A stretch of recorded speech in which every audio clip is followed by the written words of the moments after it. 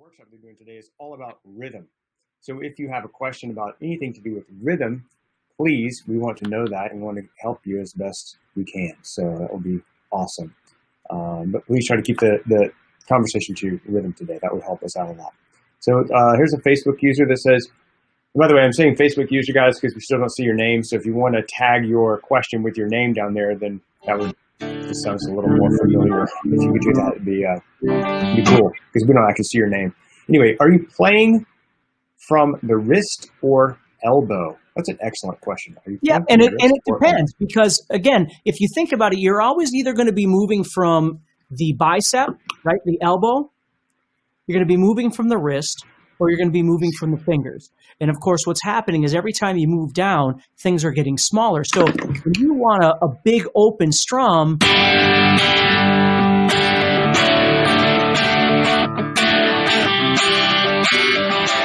they tend to come from the elbow, but you'll always notice that my wrist is always moving. There's always a motion with all of my arm as I play.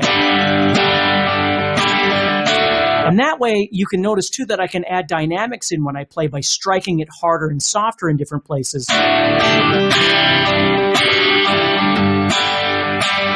But the most important thing is when I first started learning how to play, and when I first started teaching how to play, I started teaching everybody patterns like down, down, down, up, down, and that sort of thing. And I wound up realizing very quickly that there's a big trap in teaching that kind of playing. I'm not saying that it's not good for some people. But the problem is when you teach somebody something like, if I only teach you one sentence in Spanish, like, ¿Dónde está la casa de Pepe?, then the only thing you ever say is ¿Dónde está la casa de Pepe?, because it's all you know.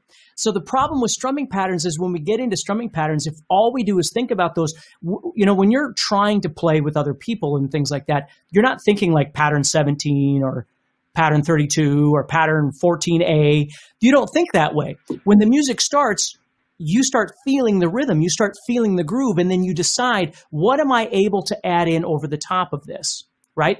And what was surprising to me was oftentimes the slower songs are, the faster you're actually playing, because you're doing like 16th notes instead of 8th notes. You see? So, and again, don't get caught up in 8th, 16, all that. Just understand that you're just taking a beat, a time, and you're either playing 1 or 2 or 4 or 8 or 16. And let's be honest, you're doing 1, 2, or 4 90% of the time, unless you're playing Slayer or something like that, right?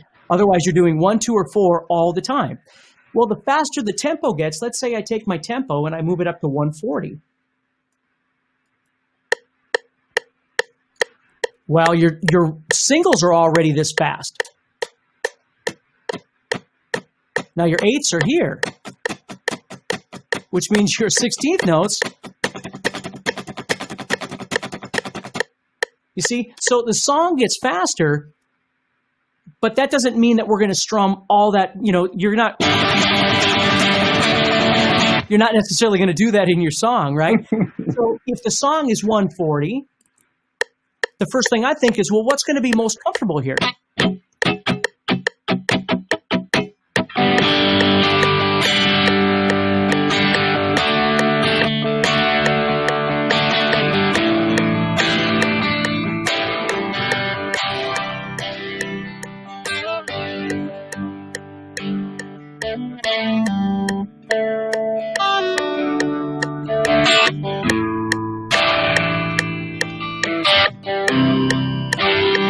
See what I mean? Yes. So that's the thing to understand about rhythm itself. The core element of rhythm is you've got to listen to something and decide how you're going to react, whether you're going to play. We're talking about a straight beat now, even 1, 2, 4, 8, 16, and so on. And again, in the real world, you're dealing with 1, 2, and 4 most of the time.